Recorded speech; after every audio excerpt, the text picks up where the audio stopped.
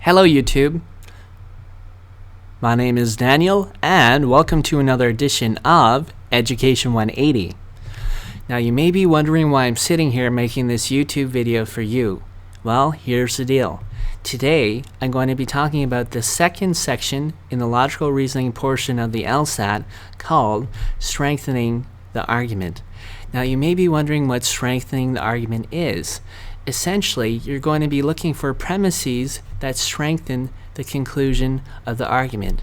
For example, if your conclusion of the argument is Tommy stole a chocolate bar from the convenience store, you're going to be looking for premises that would strengthen the conclusion of Tommy stealing the chocolate bar from that convenience store. For example, the store clerk could say, well, I saw a surveillance video that proves that Tommy stole that chocolate bar from the chocolate box. Or you could also say there's a nearby witness who saw evidence of chocolate smudge on the edge of Tommy's mouth. Those two examples of premises would strengthen the overall conclusion of the argument that Tommy stole that chocolate bar from the convenience store.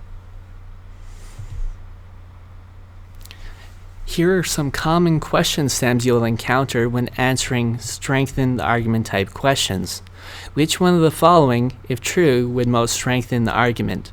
Which one of the following, if true, would provide the most support for the conclusion in the argument above? The argument would be more persuasive if which one of the following were found to be true.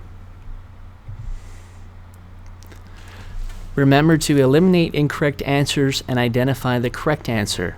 Look at each answer choice and ask yourself whether it contains extraneous information.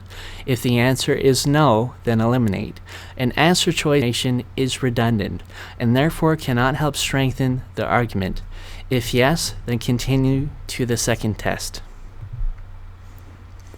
Ask yourself whether the answer choice is relevant to the argument. If no, then eliminate. If yes, then you have found the correct answer. Please take a moment to read through Strengthen Sample Question 1. Press pause, and when you are ready to continue, press play.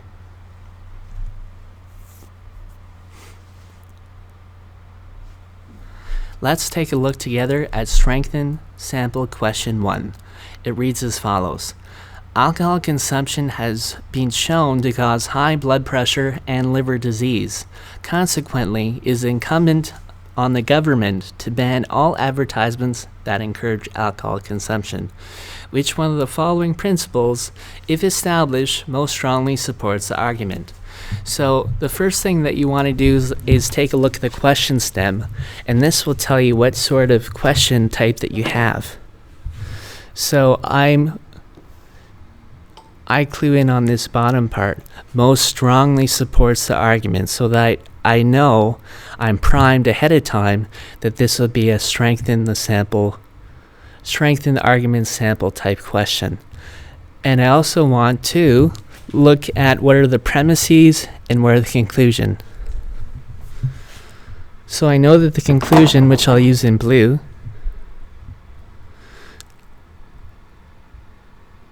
consequently, it is incumbent on the government to ban all advertisements that encourage alcohol consumption. This is a conclusion.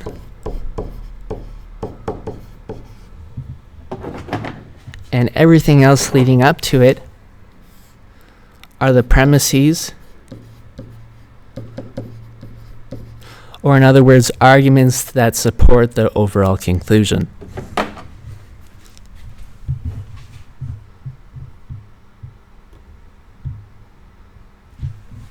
Let's break down the argument into more simple steps.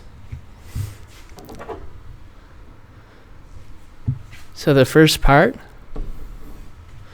alcohol consumption has been shown to cause high blood pressure and liver disease.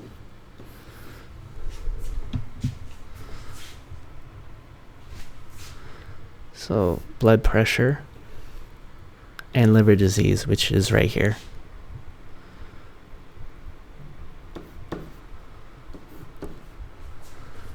Consequently, it is incumbent on the government, which is represented by Uncle Sam, to ban all advertisements that encourage alcohol consumption. So essentially, we are looking for premises that would strengthen the overall conclusion that it is incumbent on the government to ban all advertisements that encourage alcohol consumption. So let's go back to the question.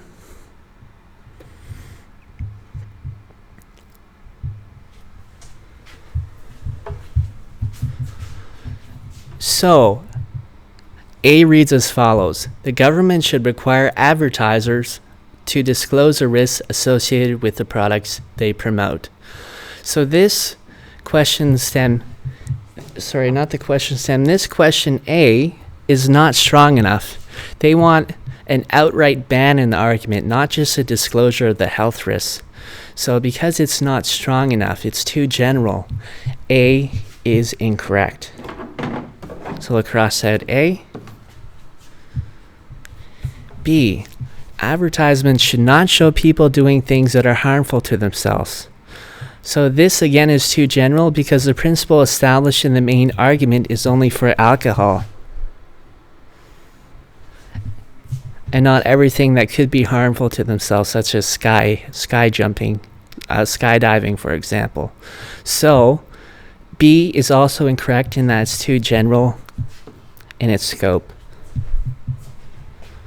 C, advertisements that make misleading claims about the healthfulness of products unfairly influence consumers. So the advertisement in question is not necessarily saying that alcohol is healthy for you. It is just promoting consumption of alcohol, as we can see right here. So C is also incorrect, and we're going to eliminate C.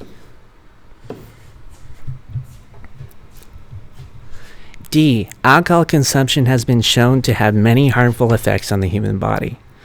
So this is an example of a redundant statement. This is already stated in the passage, therefore it doesn't strengthen the argument, it just restates it. So D is incorrect because it's redundant.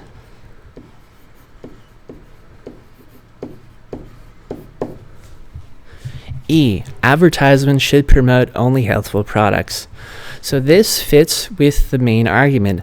The principle established is that we should not advertise alcohol as it leads to disease. Essentially, they said high blood pressure and liver disease. We should therefore only advertise products that are healthy. So the argument didn't directly state this, but this would in effect strengthen the overall conclusion. So E is a credited response.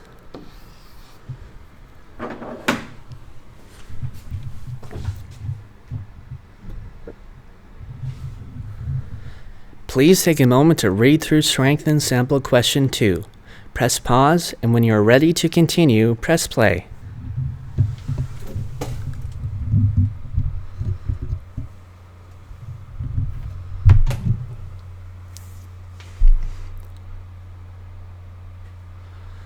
Let's take a look at Strengthen Sample Question 2 together. Recently, in an attempt to alleviate traffic congestion, legislation was enacted which imposed severe criminal penalties on persons who attempt to solicit sex from prostitutes. In the first year since introduction of this legislation, the rate of contraction of sexually transmitted diseases fell 20%. It follows that this legislation has had the additional effect of reducing the incidence of sexually transmitted diseases.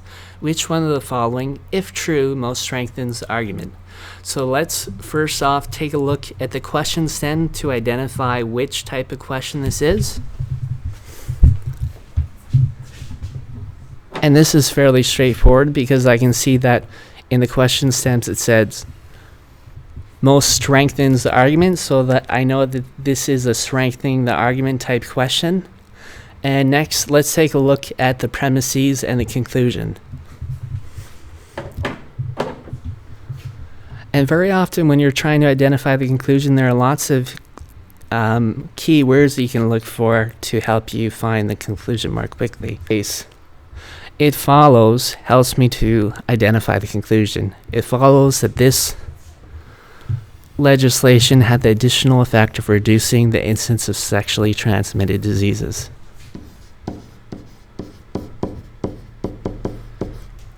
And the premises are there for everything that lead up to this conclusion.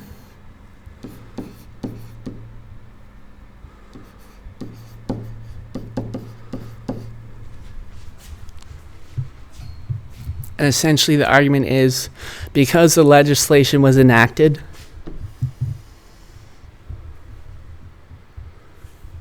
there was a causal or a correlating reduction in the incidence of sexually transmitted diseases. So that's the argument right down to the meat and potatoes.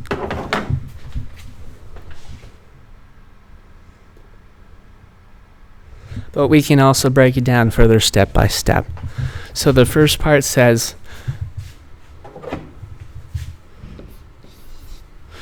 recently, in an attempt to alleviate traffic congestion,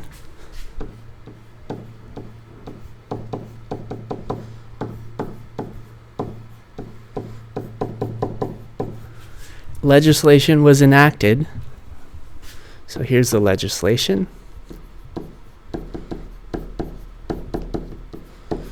Which impose severe criminal penalties on persons who attempt to solicit sex from prostitutes.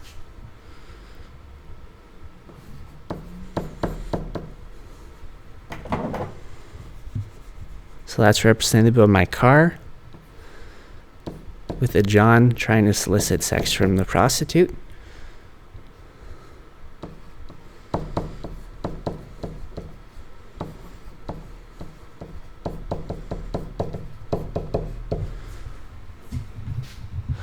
In the first year, so this is the second part, represented by the number 2 over here. In the first year since introduction of this legislation, the rate of contraction of sexually transmitted diseases fell 20%. So this is represented right here. It follows, and here's the conclusion right here.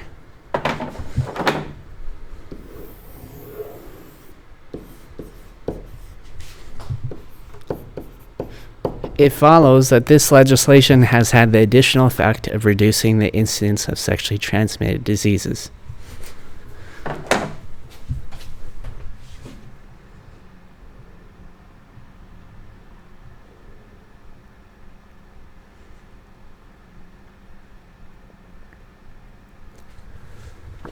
So let's take a look at the answer choices together. So A says, in the last year, there's been a significant increase in the number of prostitutes who operate out of brothels so as to avoid causing traffic congestion. So just because they're operating out of brothels doesn't mean that there was a reduction in sexually transmitted diseases. Essentially, all it's doing is moving the problem from the streets into brothels and off the streets. So it's just moving the problem of STDs to another location. And we have no evidence to suggest that this, in fact, led to a reduction in STDs. So A is incorrect. B, in response to the severe penalties imposed on persons soliciting sex from prostitutes, many prostitutes had moved to other cities. So again, this response is suggesting that prostitutes are moving to other cities. Therefore, there's no reason for us to believe that STDs have fallen. In fact, the problem is just moved again to a different location. In this case, it's not necessarily into brothels, but it's into a different city altogether. And although the city that the prostitutes were originally in, the STDs may have fallen, but the overall effect wasn't necessarily the reduction of STDs. So B is also incorrect. C, in the last year, many of the local clients of prostitutes have begun to commute to capital city, where the penalties for soliciting sex from prostitutes are less severe. So again, it's just moving the problem to a different city, different location, but there's no reason for us to believe that there's a 20% drop in STDs. So A, B, and C were very similar in their structure. D, unprotected sex with prostitutes has been shown to be the second leading source for the contraction of sexually transmitted diseases. So if unprotected sex with prostitutes is the second leading source, this legislation would therefore appear to be good, because we'd want to reduce the amount of sex occurring with prostitutes. So this statement would strengthen the argument for this legislation. In other words, reasons for why we should support this legislation. So D is the credited response. Let's take a look at E. A recent campaign by a local community group has been very successful in educating prostitutes in safer sexual practices. So again, this is what I would call extraneous information, and that it's not really relevant to the argument at hand. It's nice to know that the prostitutes are being educated in safer sexual practices, but there's no evidence in this argument that suggests that the sexually transmitted diseases have fallen by 20% because of the legislation that was being enacted. So E is irrelevant, extraneous, doesn't help us answer the question.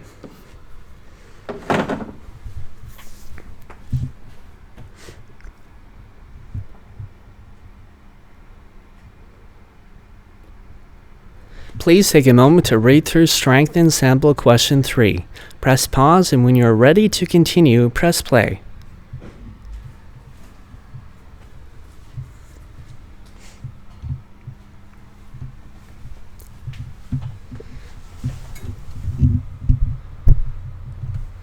Let's take a look at Strengthen Sample Question 3 together. It reads as follows.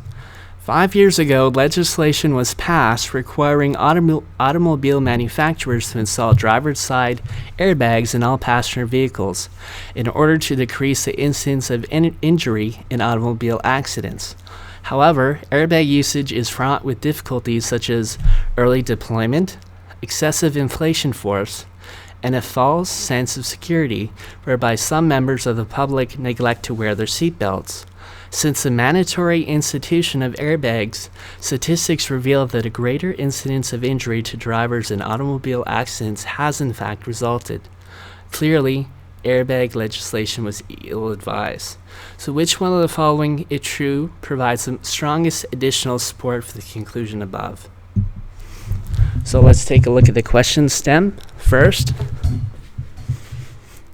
So it reads as follows: provides the strongest additional support for the conclusion above. Because it says additional support, we know that this is a strengthening the argument type question. Nextly, we want to identify the conclusion and the premises. So the conclusion, it reads as follows. Clearly, airbag legislation was ill-advised.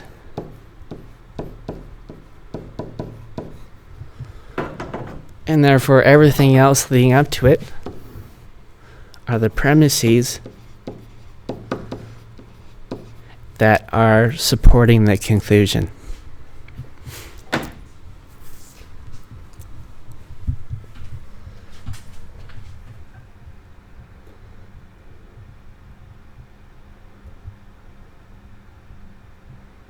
So let's take a look at each of the questions step by step. So because we know the conclusion is clearly airbag legislation was ill-advised, we're looking for additional support that says that airbag legislation was a bad idea, or ill-advised, as the statement says. So A says, when airbags deploy, they often misfire and cause damage to the vehicle, creating an unnecessary expense for vehicle owners. So because the passage was talking more about greater incidence of injury to drivers,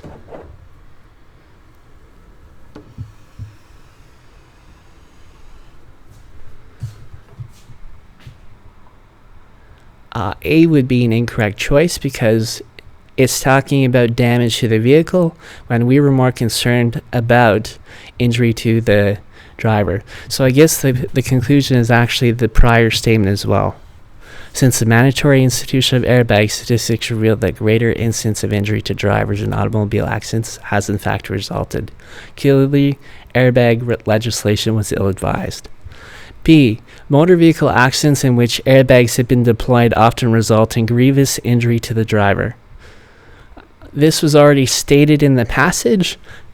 It doesn't provide any additional support, so this would be a redundant example. So I'll cross off A. And because it is already stated, B is redundant as it doesn't tell us any new information. We can get rid of B. C. In other jurisdictions that do not mandate airbag installation, there has been no increase in driver injuries in the last 5 years. So this is a correct answer. If in the other jurisdictions there's been no increase in injuries without the legislation, it would strengthen the argument that maybe implementing the airbag legislation was ill-advised. C is the correct answer because it supports the final conclusion that the legislation wasn't useful. It was ill-advised and useless. D. Studies have shown an alarming frequency of injury from airbags among infant passengers. So the conclusion already establishes that there are a greater amount of injury occurring. So D is incorrect in the sense that it provides no new information. I mean, it does talk about infant passengers, but we already know that passengers overall are getting hurt. So D is incorrect. E. Airbags have been shown to cause injury to drivers in low-speed collisions where injuries would not have otherwise occurred. Again, it was already established that more injuries are occurring in the conclusion, so E is also incorrect.